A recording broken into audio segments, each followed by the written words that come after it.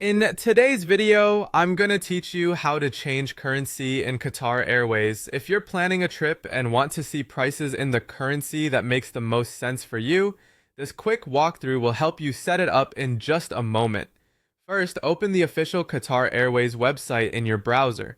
When the site loads, it may automatically choose a market and currency based on your location or a previous visit. That's why you might see prices in a currency you weren't expecting. No worries, we'll switch it. Look toward the upper right corner of the home page. You'll see a small flag icon that represents the current country or region.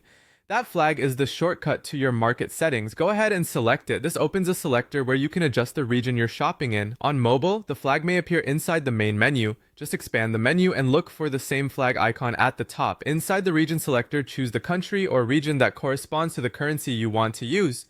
For example, if you want to view fares in Qatari riyals, select Qatar. If you prefer US dollars, pick the United States, and so on. The site uses your chosen market to decide which currency to display and which local offers or rules apply.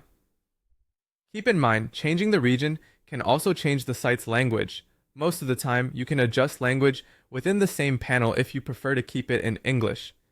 After you make your selection, the website will update, and you should see fares displayed in the new currency across search results and fare calendars.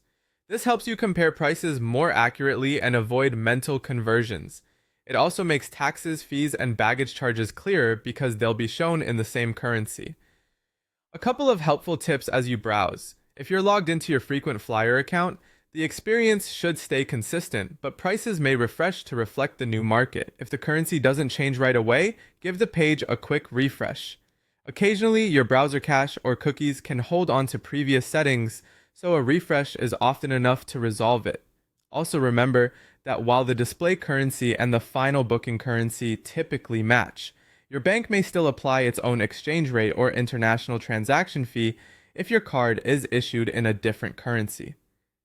That's it. Open the Qatar Airways site, select the flag in the top right corner, and choose your region to update the currency.